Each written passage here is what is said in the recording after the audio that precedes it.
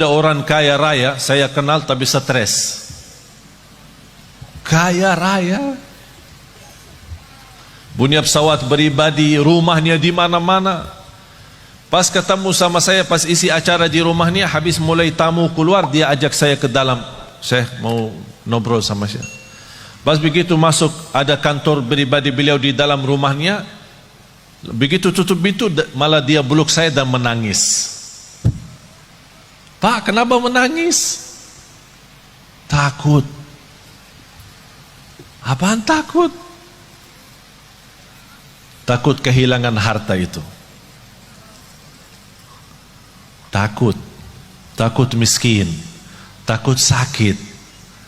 Takut celaka. Hartanya bisa sampai 7 turunan belum tentu habis. Triliunan. Tapi takut. Oleh karena itu Bapak Ibu, hidup sederhana apa adanya jauh lebih nikmat daripada berlebih-lebihan. Oleh karena itu orang yang salih, salah satu tanda kesalihannya, harta yang dia sedekahkan jauh lebih banyak daripada yang dia simpan. Tapi dasar itu bisa menjadi ringan, sedekah lebih banyak daripada yang kita simpan adalah iman yang kuat. Tapi kalau imannya lemah, mana bisa? Saat bersedekah dia hitung-hitungan. Kalau diajak rame kumpulin sedekahnya, dia buka dompetnya, ada isinya 1.000, 10.000, ada 100.000. Yang keluarin yang mana? Tidak apa-apa, jujur saja, tidak apa-apa. Katanya walaupun sedikit tapi ikhlas. Salah tuh. Itu dulu, masa dulu. Sekarang rubah perkataannya. Lebih baik banyak tapi ikhlas daripada sedikit tidak ikhlas. Harus banyak. Bapak Ibu, saya ceritakan sesuatu tapi bukan, insya Allah bukan riya. Seumur hidup saya sampai titik ini, saya tidak pernah zakat mal. Heran ya, kok bingung Ustaz tidak zakat sih? Kita diajurkan suruh zakat, kok Ustaz tidak zakat? Seumur hidup sampai titik ini saya tidak pernah mengeluarin zakat setiap tahun. Kenapa? Karena saya tidak suka simpan duit. Kalau tidak ada duit bagaimana ada zakat? Ada zakat kalau ada nisab kan? Ada nisab, ada haul. Kalau tidak ada nisabnya mana boleh zakat? Dan aku heran terhadap seorang yang Allah berikan kelebihan rezeki, tapi saat dia berzakat dan sedekah itu sepertinya merasa takut kembali miskin. Wallahi hidup miskin di dunia lebih baik daripada hidup miskin di akhirat. Kenapa? Karena hidup miskin di dunia seberapa lama pun tetap namanya sebentar. Tapi kalau di akhirat kaya selama-lamanya atau miskin selama-lamanya, tidak ada batas. Oleh karena itu bahagia seorang yang saat dia bersedekah dia sudah ingat, saya lagi isi tabungan akhirat saya, supaya nanti kalau saya hadap Allah hari kiamat, rekening akhirat saya masih banyak. Subhanallah, luar biasa. Oleh karena itu sedekah termasuk salah satu amalan yang sangat berguna bagi orang yang hidup maupun mati. Sampai ada sahabat, ya Rasulullah, ibu saya meninggal, apa yang harus saya bisa berikan kepada ibu yang berguna padahal ibu saya sudah meninggal? Kata Rasulullah, bersedekah. Bahkan Bapak Ibu tolong simpan surah Al-Munafiqun, surah 63 ayat 10. Surah 63, tolong simpan ya, ingat ya, jangan lupa.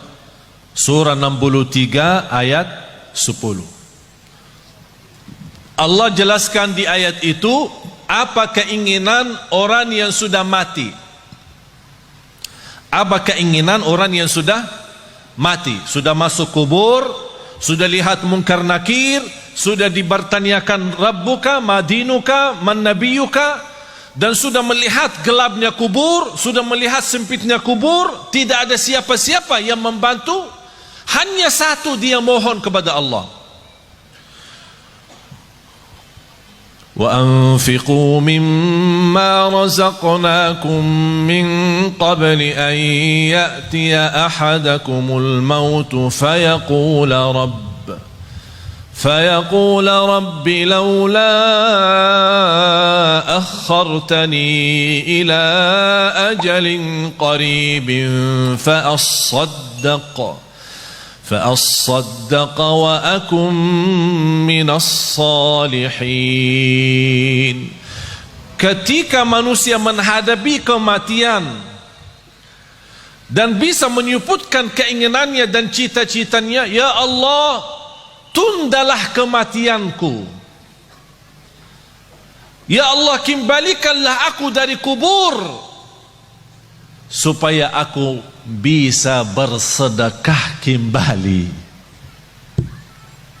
Bukan bisa salat malam, bukan bisa baca Quran, bukan bisa puasa Isnin Kamis, bukan bisa berbakti baik sama orang tua, bukan supaya saya bisa haji umrah, bukan saya bisa nikmati Ramadan. Semua itu baik, tapi satu yang dia sebutkan, supaya saya bisa bersedekah kembali. Kenapa? Ulama menjelaskan, kenapa orang yang menghadapi kematian dan masuk kubur ingin kembali ke dunia untuk hanya bisa bersedekah lagi? Karena dia sudah lihat begitu dahsyat pahala sedekah yang telah dia berikan. Oleh karena itu dia mengharap, ya Allah, kalau memang begini, tolong kembali lagi ke dunia, tundalah kematianku supaya harta yang saya masih simpan bisa saya habiskan di jalanmu. Allahu Akbar. Sedekah itu luar biasa. Bahkan saking indahnya sedekah itu, Allah berikan satu pintu khusus namanya babus sedekah di surga. Jadi ada orang punya kelebihan apa? Ini ada babus sedekah masuk. Seperti Sayyidina Uthman. Sayyidina Uthman ibn Affan yang terkaya. Tahu enggak Bapak Ibu, ada satu cerita barangkali Bapak Ibu pertama kali mendengar. Sampai sekarang jarak kita antara kita sama Sayyidina Uthman 1400 tahun. Sampai sekarang ada satu rekening di bank di kota Madinah atas nama Uthman ibn Affan radhiyallahu anhu. Sampai sekarang. Itu apa? Beliau kan orangnya dermawan, suka bersedekah. Di antara sedekahnya dia menwakafkan sumur air yang dimiliki oleh orang Yahudi. Orang Yahudi ketika di zaman Rasul, orang Muslim mau minum, dia jual mahal. Jadi orang yang mampu bisa beli, orang yang tidak mampu tidak bisa. Kata Sayyidina Uthman begini, satu hari saya bayar. Satu hari saya bayar untuk umat Islam. Jangan tolak orang. Biar apapun, seberapapun diambil, biarkan saja. Dan satu hari untuk kamu. Jadi kontrak. Satu hari buat saya, satu hari buat kamu. Tapi apa yang terjadi? Di hari giliran Sayyidina Uthman, orang Yahudi suka mensusahkan orang Islam untuk menambil air. Beralasan air hari ini kurang, air hari ini tidak lancar, air hari sumurnya tidak begitu penuh.